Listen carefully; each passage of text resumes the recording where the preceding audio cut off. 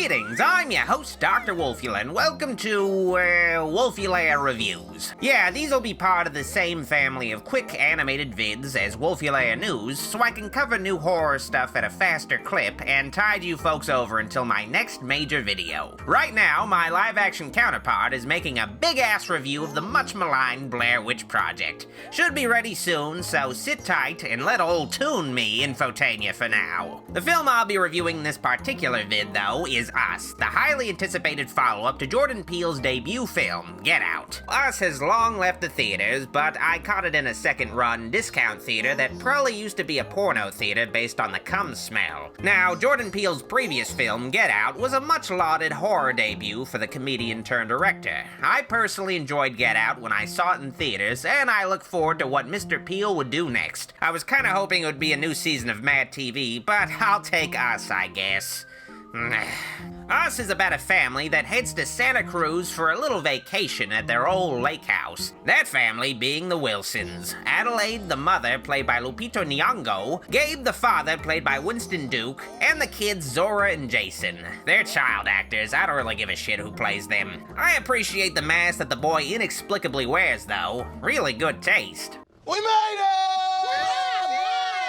Because y'all sleep too much. I really do dig the family dynamic early on in the film. The characters are really natural together, and I especially liked Winston Duke as this burly, dorky, lame dad character. A father dabbing to try to relate to his kids is the most realistic thing I've seen on film. Of course, the real centerpiece of the movie is Lupita Nyong'o's character. The film establishes a dark, traumatic backstory that's at first very vague, but it's clear from the start that Santa Cruz conjures up painful memories for Adelaide. I think we can all relate. Who hasn't had some shit go down in Santa Cruz? Yeah, Adelaide's struggling through the Santa Cruz blues, and this is punctuated by her stern reluctance to go to the beach and hang out with Tim Heidecker's family. It's crowded there, and there's weirdos at the beach, and I'm not going to that beach. We're not going. Oh, who wouldn't want to hang out with Tim Heidecker? That man made Tom Goes to the Mayor. He's a national treasure. You got a fire extinguisher? Got that. You have a flare gun?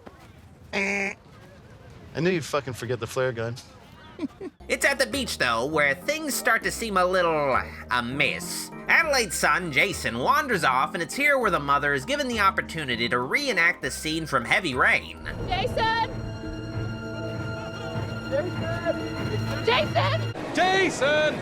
Jason is transfixed upon a bloody homeless-looking dude T-posing. Oh, who wouldn't be drawn to that shit? The overprotective Adelaide takes her family back to the lake house after that brief run-in with the destitute. Perfectly safe from the homeless once more. Things start to get a bit more dangerous at night, though, when the Wilsons spy some folks outside their window. And they're holding hands! Oh, Jesus Christ, no! Are you seriously calling 911 right now? These strangers invite themselves into the Wilson Lake House, and they turn out to not quite be strangers. The figures are doppelgangers of the Wilsons, and these aren't the cool doppelgangers that are down to fuck. No, these are the evil kind. These doubles are the Tethered, and Adelaide is the only one out of the family that's vaguely familiar with the notion of having a shadow double. The Tethered are warped duplicates that dress like festive Michael Myerses, carry pairs of scissors, and are largely a dark exaggeration of the original Wilson family. Adelaide's counterpart Red has her own husband named Abraham, who's this lumbering, oafish brute. The Tethered's youngest son is Pluto, who's a dog-like, masked mischief maker that loves fire. The daughter is Umbre, and she's a bit more out of control than just always looking at a phone. Adelaide's own counterpart Red is the only one who can actually speak. And the girl had a shadow. Sounds like me when I have a sore throat. Can I have some water? These Tethered are essentially shadows of the original family and were forced against their wills to live a disturbed version of the Wilsons' lives in isolation. So, the Tethered aim to take their lives back for themselves through untethering themselves from the Wilsons by any means necessary. I call it the untethering. Man, I feel like playing tetherball right now, but I don't know if that's still in fashion. Us's concept is very fresh and weird. It was inspired by the mirror image episode of Twilight Zone, and this flick definitely feels like an extended Twilight Zone episode where the characters step into this bizarre world, even more bizarre than the real Santa Cruz. The flick initially really works well as a home invasion film with a supernatural twist and some light slasher elements, but it definitely gets a bit more ambitious as things progress. Us isn't really a frightening horror film. It's more creepy than actually scary, but there's this great eerie tension even in the early acts where things seem very off with the world. It feels a bit like Kubrick's Shining in the early phases. There's a slow, deliberately paced build-up to this family heading to Santa Cruz and coming into contact with this doppelganger shit. Something I really appreciate about Us was that it has so much foreshadowing throughout the first act, and it all gets pretty huge payoffs that brought a smile to my face. This is definitely a fun, enjoyable flick amidst the horror. Us is also a really lovely looking horror flick with isolating pitch black night scenes bookended by the bright warmness of the Santa Cruz daylight scenes. I also have to hand it to the film's music, primarily the use of the song I Got 5 on It by Loonies. The flick basically warps it into this perfect, memorable piece of chilling horror music. The film has a lot going for it, and it's thanks in no small part to the performances of the limited cast. The actors, of course, play their twins, and it's almost as frightening as Parent Trap, and that movie scared the shit out of me. Seriously though, it is pretty interesting seeing how the doubles behave in correspondence with their original incarnations, and figuring out the deeper psychological meaning to the mirror versions' actions.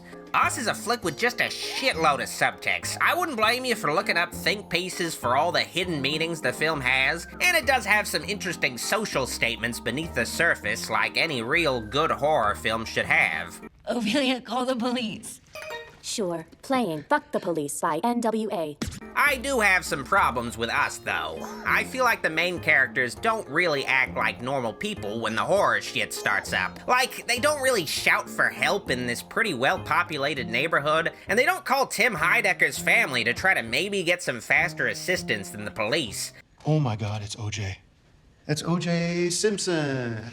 This whole thing is very much treated as if it's a private family matter, and I guess maybe it is. I've never met my tethered. It might be awkward for other people to deal with that shit. The other issue I have is with the humor. Now, during the first act, the humor is totally appreciated. It really sets the family up well, but it becomes a little less welcome and appropriate when people are fucking dying. Then let's make some traps or something, like some Home Alone type stuff. That way if she comes... Tell me you did not just reference Home Alone. When the family is deciding who will drive a getaway car, for example, they spend precious moments arguing over who has killed the most tethered and is the most qualified driver. No, I have the highest kill count in the family. You don't have the highest kill count. I killed both twins. Wrong. I just killed the second one. Moments like this are a little too goofy given the circumstances. Like, the family will chide each other over saying curse words. Oh, shit. Don't curse. But there'll be corpses lying around in full view while they're watching the news for more info. Like, they're not gonna stow the bodies somewhere else? I guess maybe this kinda works as a statement that Americans get offended over the wrong things, but still, it kinda fucks with the internal logic of these characters further for the sake of humor. I just think the movie could have stuck to a serious tone throughout the later acts is all. My ultimate issue with Us, though, is the final act. I'm not gonna spoil it because there's a shitload to unpack with it, and the movie already goes to extreme lengths to unpack it itself. The final act does essentially involve Adelaide's counterpart breaking down the entire backstory of the tethered and the ultimate evil plan, and it just comes off as a James Bond villain monologuing instead of just trying to win. Red's monologue is really long and filled with flashbacks, and I feel like it just kills the really good pacing of the film in the end, and it really disconnected me from caring about what was going on in the moment. I feel like the movie could have explained everything in more subtle and visual ways instead of just beating me over the head with an info dump. I ultimately think that the movie could have benefited from having a more mysterious origin for the tethered and focusing on making the ending really satisfyingly climactic like in Get Out. There's still quite a bit of ambiguity in the movie though, plenty of stuff open to interpretation. I just didn't need the long-winded origin story segment, and after the movie spends forever explaining itself, I totally saw the twist coming a mile away. My issues with Us aren't that big of a deal though. though. They're just a little bit frustrating because I, overall, really dug the rest of the movie. Us is definitely a fun, fresh horror flick with a lot of deeper meanings once it's all said and done.